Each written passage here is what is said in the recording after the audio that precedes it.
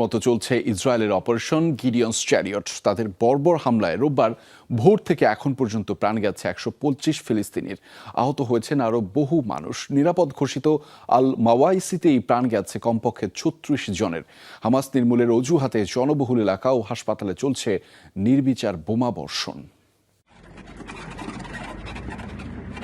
গাজায় এখন আরও আগ্রাসী ইসরায়েল। উপত্যকায় গিডিয়ন্স চ্যারিয়ট নামে নতুন অভিযান পরিচালনা করছে দেশটি। বর্বরতার মাত্রা বাড়াতে নামানো হয়েছে হাজার হাজার রিজার্ভ সেনা।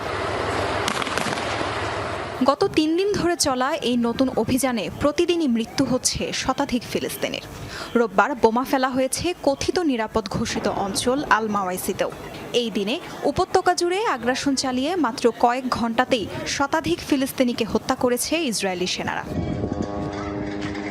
গাজাবাসী ইসরায়েলি সেনারা আসছে শিরোনামে উত্তর দক্ষিণ গাজার সব প্রান্তে ফেলা হচ্ছে লিফলেট। প্রাণ বাঁচাতে আশ্রয় ছেড়ে ছুটছেন ফিলিস্তিনিরা। মৃত্যুপুরী উপত্যকায় নেই কোনো নিরাপদ জায়গা। ছুটতে ছুটতে ক্লান্ত গাজাবাসীর অনেকের প্রাণ যাচ্ছে পথে।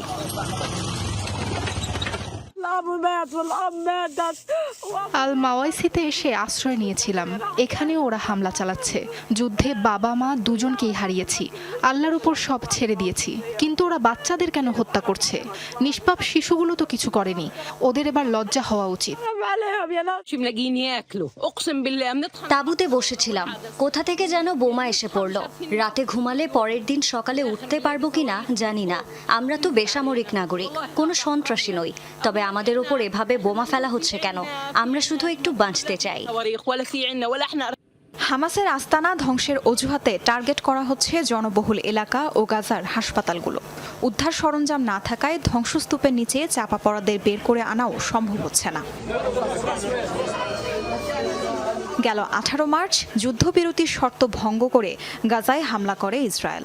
নজিরবিহীন আগ্রাসী হামলায় শুধু গত 2 মাসেই প্রাণ হারিয়েছেন 3000-এর বেশি ফিলিস্তিনি। তাজরিয়ান সোবহান, যমুনা নিউজ।